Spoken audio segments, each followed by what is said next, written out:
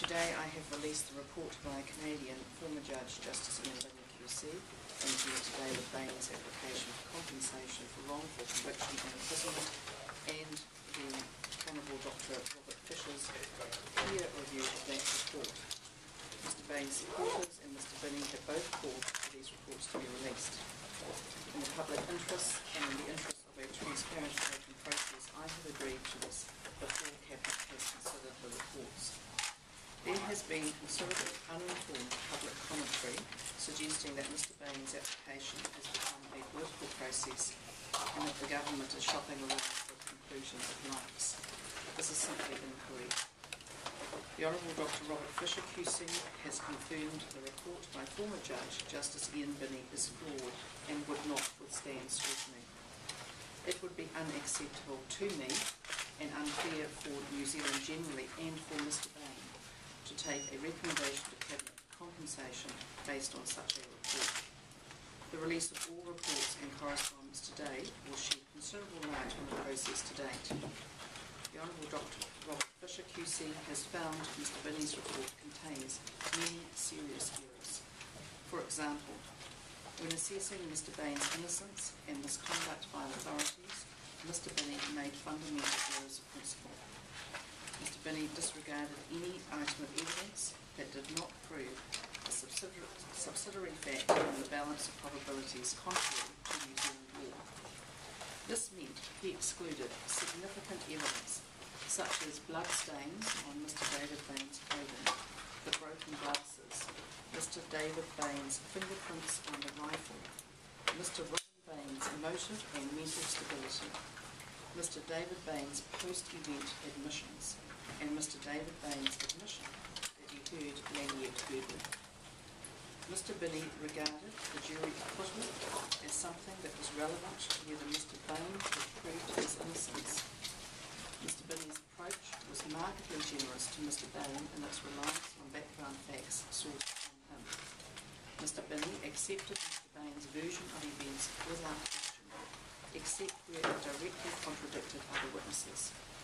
Mr. Binney arrived at a provisional conclusion of innocence based on one item, luminol footprints, followed by a serial testing of that conclusion, instead of considering the cumulative effect of all evidence. This approach skewed the findings towards innocence. Instead of requiring Mr. Bain to satisfy him on the basis of probabilities, Mr. Binney imposed an onus on the Crown whenever the Crown suggested a factual possibility inconsistent with Mr. Bain's innocence.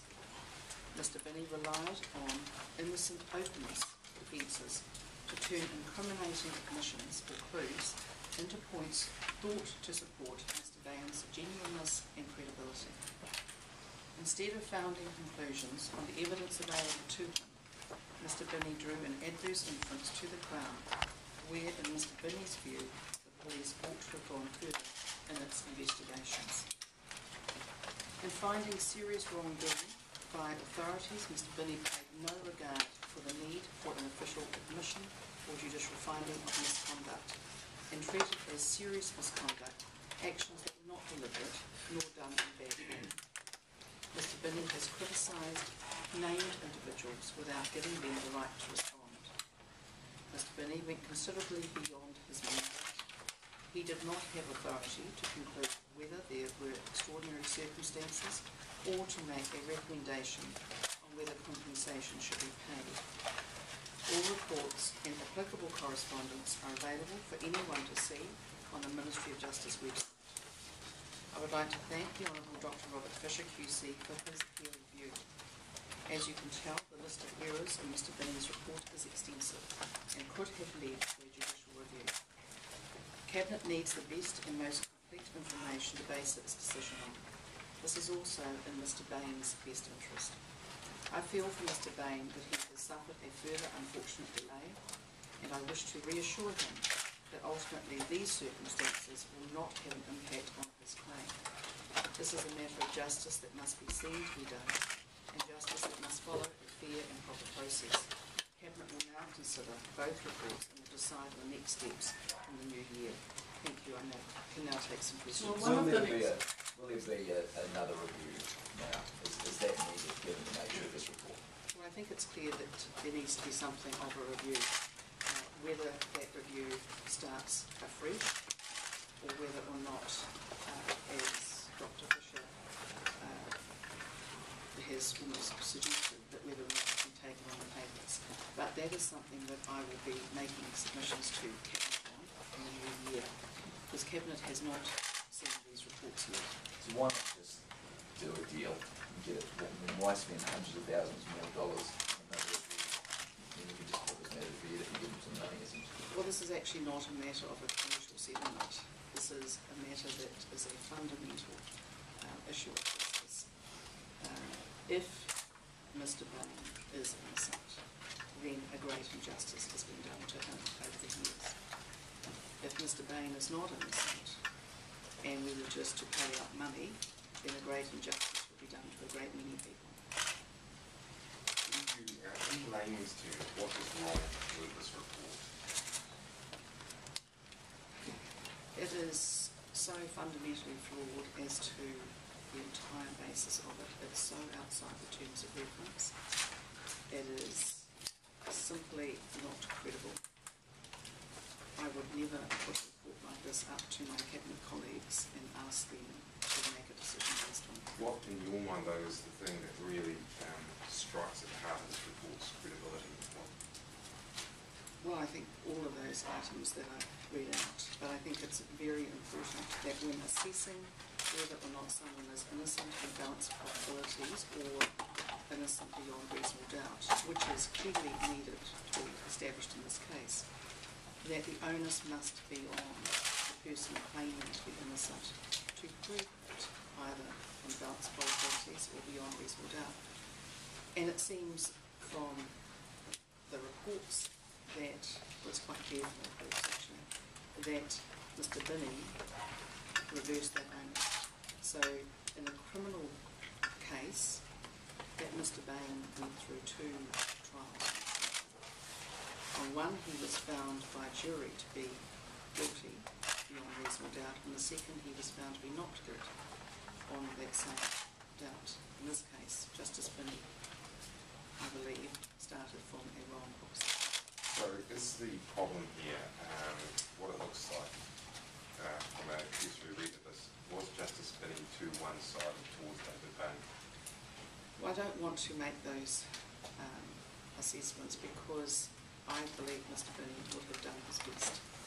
However, as fellow Justice Rob Fisher has said, it's simply so totally flawed. And it doesn't do credit to Mr. Bain's application because it would be so obvious to lawyers, in particular the legal profession, what is wrong. So Justice Binney stuffed up, is that what it? Well, I don't think, it's not a word term I want to use actually, but it's certainly not a report that I could have put forward. I am quite concerned for Mr. Bain that he's had to go through all of this and that there is more to come in his application. What do you make of Mr. Binney? Proposition? Could you start from the assumption that the second trial was, the jury in the second trial was correct?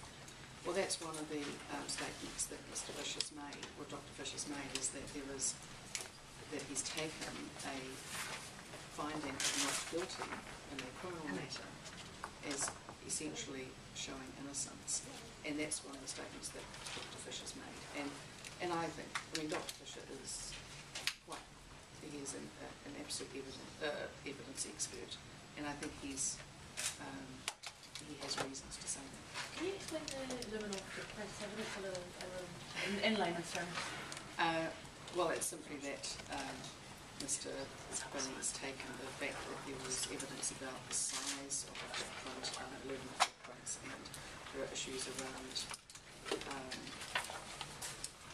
saying in layman's terms, is that he's taken that as being evidence for David Bain and then used that as saying that there's error in the 11 footprint evidence, and then he said that everything else is tested against this particular point. So I don't know that I'm explaining it as well as Dr. Fisher does, and I think he does it a lot better than me.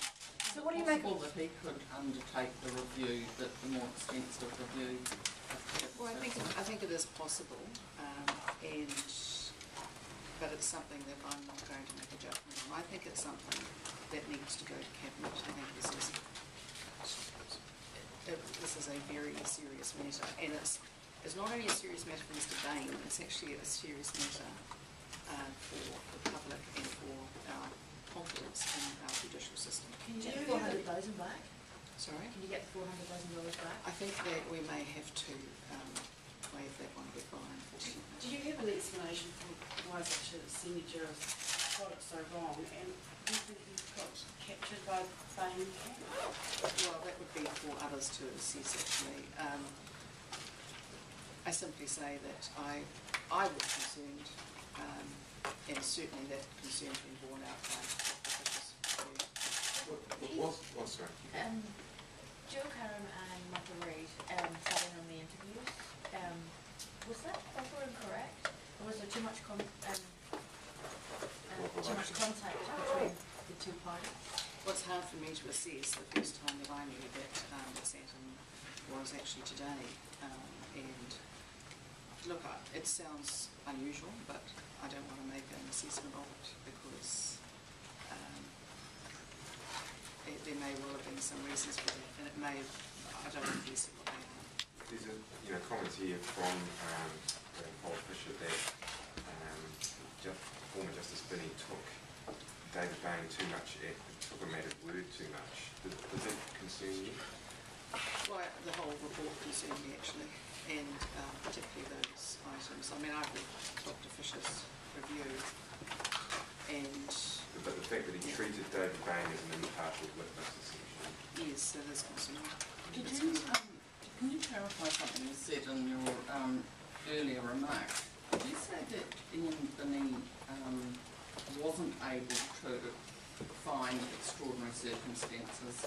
That wasn't part of his brief? It was never part of his brief. In fact, my predecessor, Simon Powell, was very clear in his letter of instruction to Mr. Binney, and I understand that that's now on the Ministry of Justice website as part of Mr. Binney's report, very clear that he was to advise first on whether or not Mr. Bain, in his opinion, was innocent on the balance of probabilities, and if so, was he innocent beyond reasonable doubt.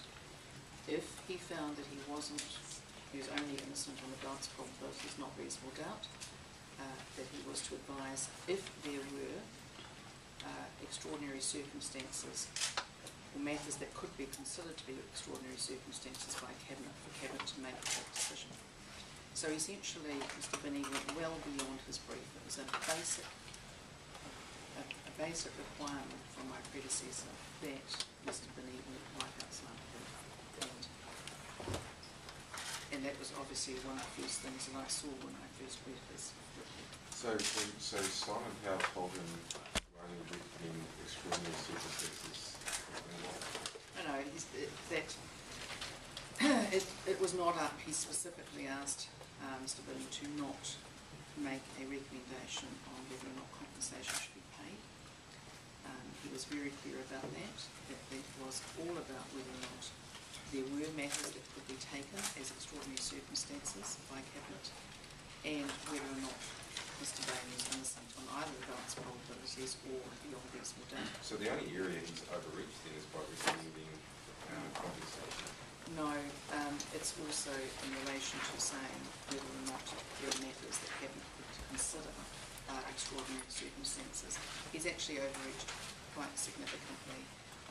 Mr. Powell was very clear in his instructions, and I think it's only page 2 of his letter. It's not difficult to see. But also, if we go to the Ministry of Justice website, there is a very full background on compensation for wrongful conviction and imprisonment. It makes it very clear there. Have you spelled out some of these concerns to Justice Binney at the point that he gave you the report? Yes, I met with Justice Binney on the 13th of September, and at this stage I had read his report and I had some concerns, particularly around the overreaching of his authority in terms of what he was going to report on, but also around some of these issues around evidence, which I felt were fairly unusual and needed comment on.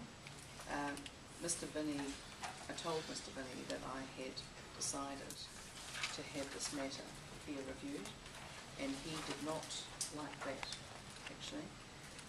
So I was quite surprised to hear a week or two ago where he commented that he had not been told that he was going to be peer reviewed, and that his comments just the other day that he'd had no problem with being peer reviewed.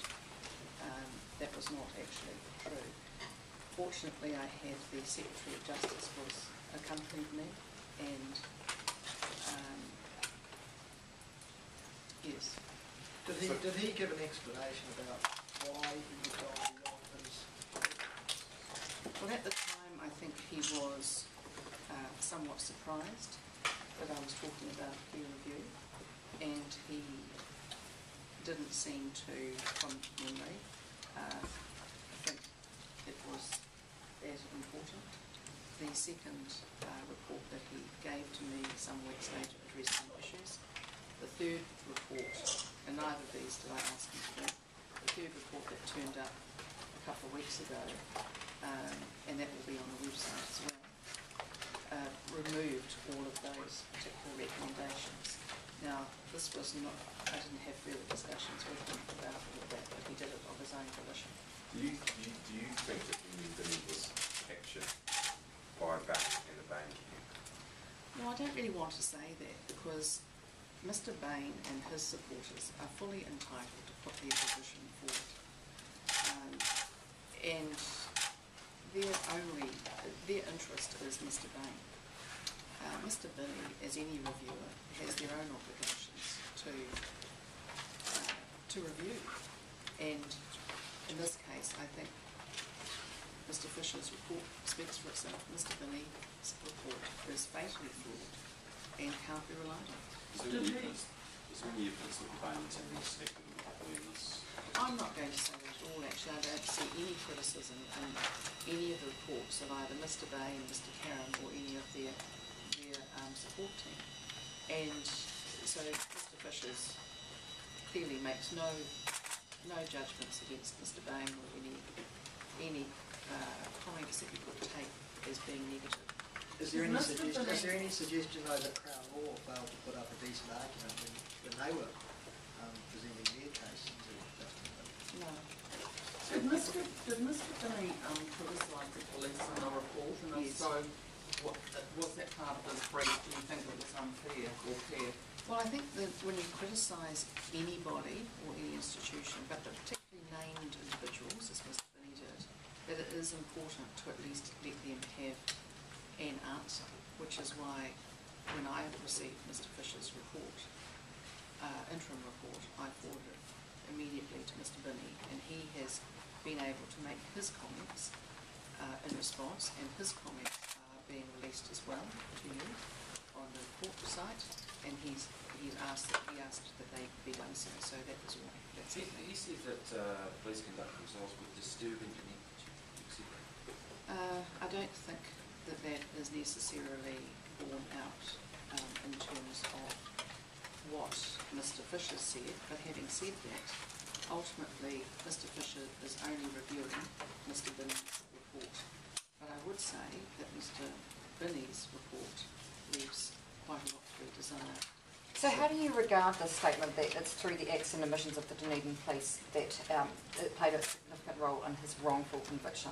Well, I don't have a view on it other than that any of those sorts of severe criticisms should have been put to the police to answer before he made his recommendations. He's saying there's no foundation for a requirement to do that in the law. Well, It's just a matter of it's what? It's a matter of natural justice. Most people think that's pretty fair.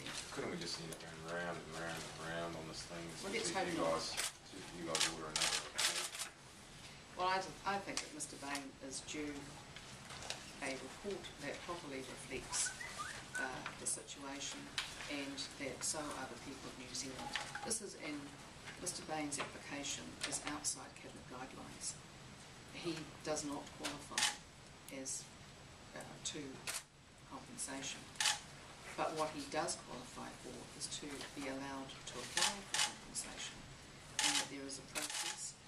that is normally undertaken in relation to it. Mr. Bain should not be further disqualified anyway because of the, let's say, the lack of clarity in the report. So will you order another report then on those grounds? I'm going to be discussing it with Cabinet, and I'm not going to make a decision today. I think it's clear that there needs to be something done, and that Mr. Bain needs to have a fair go. And I'm not going to put up a report that would get torn apart by the experts in this area because of its inadequacies, and that's not going to be fair to Mr. Bain or to anyone else. So that means another report then?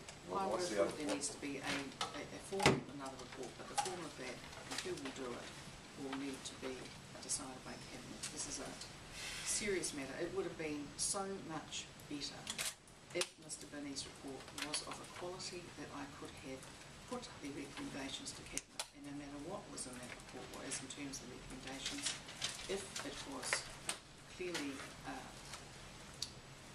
one I could rely on, then I would have put it forward. Why can't you guys just make a call on this?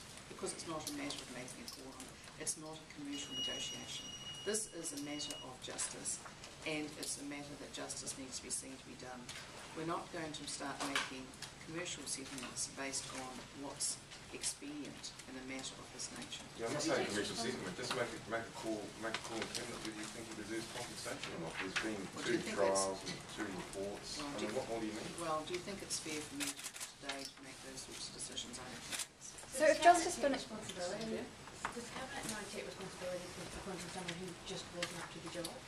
When I've looked at the advice that my predecessor got when making the appointment, there would be nothing in that advice that would have alerted anyone to the fact that the report would be so faithfully flawed. I think that on the evidence that my predecessor had at the time, it would be difficult to fault it because of the evidence he had. Was he in a rush? Sorry? Was he in a rush to get it done? Well, you'd have to ask him. I mean, I think the letter of engagement stated, November last year, and whatever, I couldn't make a judgment on that. So if Justice Binney was considering information from David Bain's team and information from Crown Law, is there a suggestion that Crown Law did not put up enough good information and enough of a case? I wouldn't have thought so. I don't think that's borne out. So will you be releasing actually, will all of that evidence be released at some point? What Binney actually had to go on? Well, I think we've got the transcripts already, and they are in a supplementary paper that's, I think, on the website. Do you want me just to check it now? It's on the website, yeah, it's up on the Ministry of Justice website, so you can find it all there. So, Minister, how much has the Fisher review cost? I think it's cost over $100,000 to date. And It's a large amount of money involved in this, but actually, if you think about it, if Mr. Bain is innocent, then he spent 13 years of his life in jail. Wrong. If he isn't innocent, then the taxpayer and the public have a right to know. Do you think he's innocent? I actually don't have a view on it, and I think it's important that I don't express views. I've certainly found the evidence very interesting to read. But do you have a personal view like most other New Zealanders? No, I don't, actually. I don't have a personal view. But before you were Justice Minister 13 years ago, do you have a view Actually, I like think everyone else? not particularly.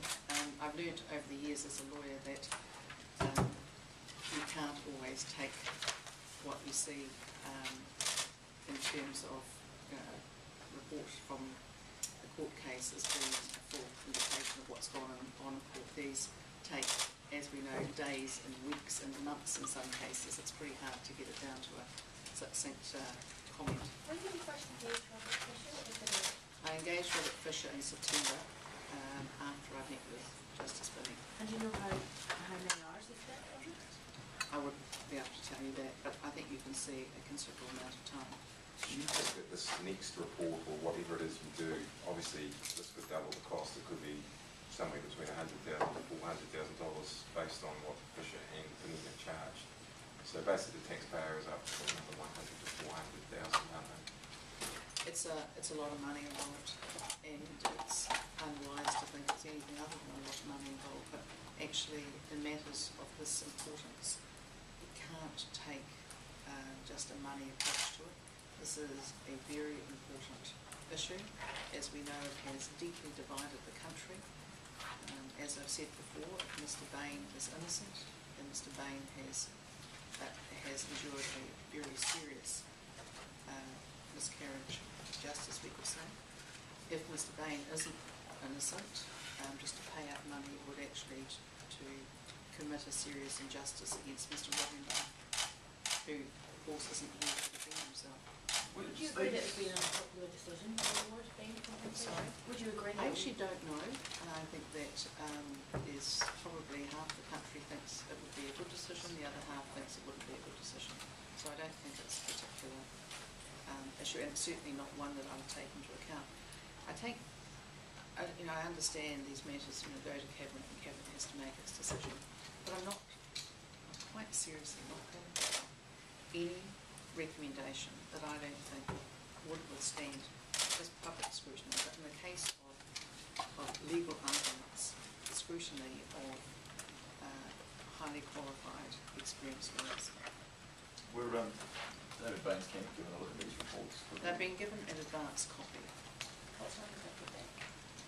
Before you have, and I can't tell you quite what time, but it was necessary for me, given that I've only just received Justice Fisher's final report to this one about early this afternoon, that I've given it to them as fast as I can.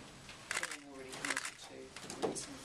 There was a law professor yesterday who suggested that because, there's no statutory obligation, it's ex gratia, that it wouldn't be judicially reviewable.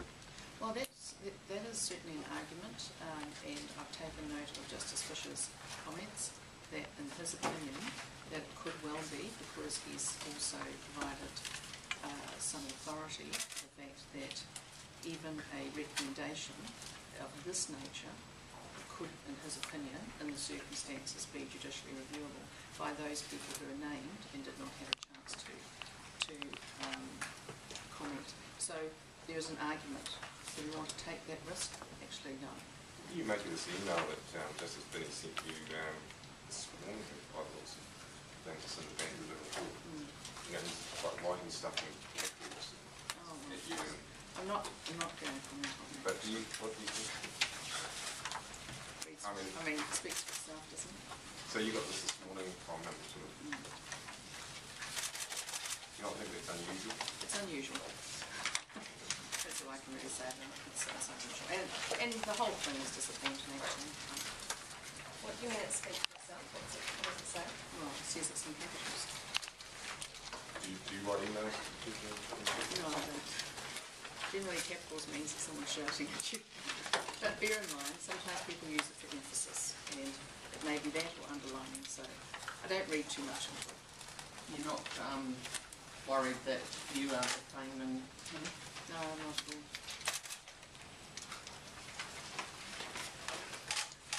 Let the report speak for itself. Anything else? Thank you, everyone.